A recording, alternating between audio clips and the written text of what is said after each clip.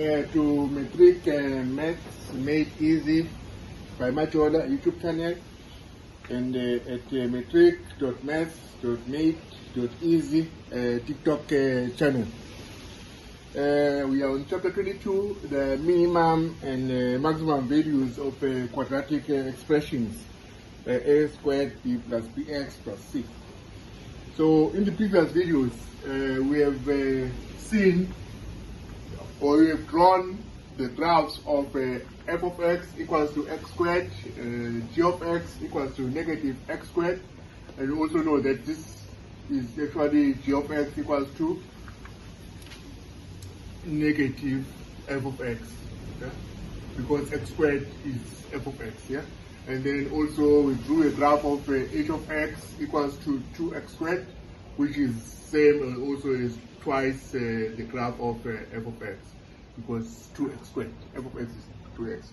Now let's quickly draw a graph of j of x equals to half of x squared. Yeah, so of course when you say that, you mean that j of x is equal to half f of x, because f of x is equal to x squared. So now we know when x is negative 1 or positive 1, your f of x is actually 1. So your j of x when x is negative 1 will be half of 1. And also the j of x when x is equals to 1 will be also half of 1, because f of x is 1. Yeah? And then similarly, when x is negative 2, we know that f of x is 4. So your j of x will be half of 4, which is 2. And then your j of x when x is 2 is going to be half of 4 also, which is going to be 2. And then last or not least, get another point. Oh no, this one, when x is 0, your j of x and f of x are the same, so it's 0. And then when x is negative 3, your f of x was 9, so your j of x is going to be half of 9, it's going to be like 4.5, yeah, there it is, 4.5.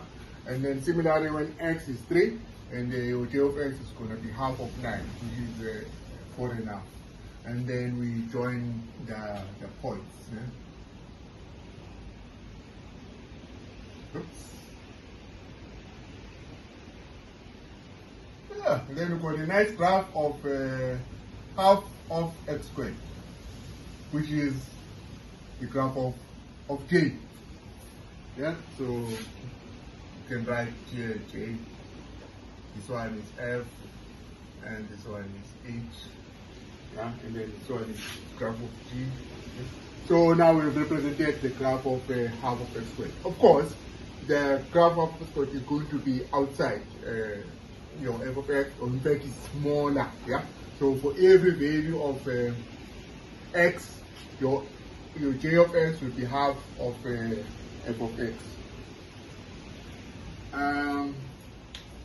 So similarly, we can conclude also that when f of x is 2 times, yeah, h of x is 2 times f of x. For every value of x, your f of x will be less than h of x. So hopefully you do not have now to memorize what happens on a quadratic expression when it's multiplied by a number which is greater than 1, or multiplied by a number which is between 0 and 1, like they make you memorize in schools. Please, because yeah, now you can easily draw a graph of or represent a quadratic expression on a Cartesian plane easily. Yeah, so please share and spread the good news that even sketching a parabola is actually very easy. Thank you.